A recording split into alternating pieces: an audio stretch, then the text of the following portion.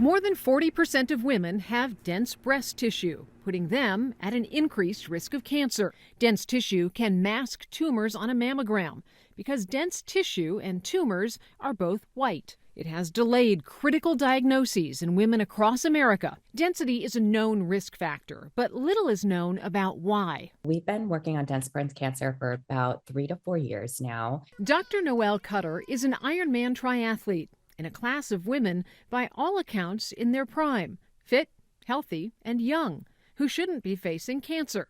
Yet they were. And that's actually what started my questioning of this, is why are so many of these women getting diagnosed with breast cancer? So I think that that's been a huge passion of mine, just kind of answering that question. A question that launched her groundbreaking new research that could change the way women with dense breast cancer are diagnosed and treated.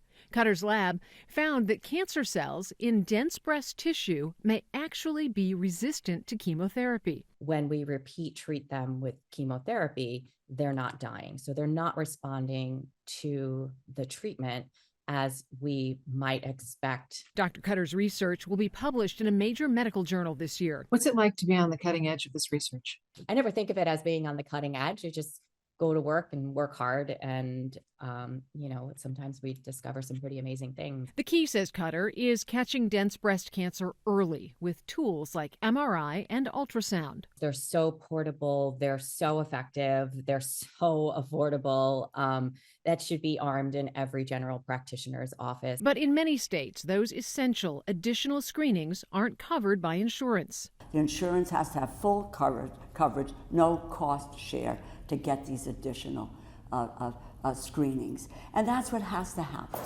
Congresswoman Rosa DeLauro, a cancer survivor herself, is pushing a bipartisan effort for universal insurance coverage of supplemental screenings. Her Find It Early Act was introduced in the last session, but didn't come to a vote. In order to pass a piece of legislation, you have to have 218 votes.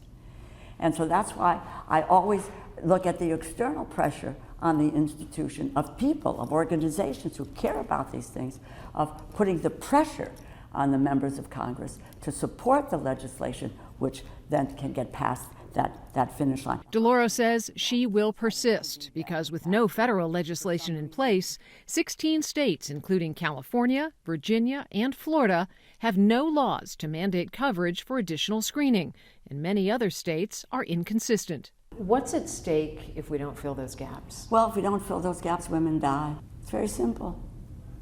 It's very simple.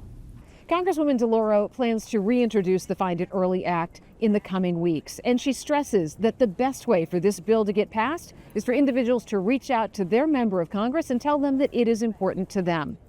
To find out how to do that, just go to WJLA.com and we'll connect you. Lisa Fletcher, 7 News.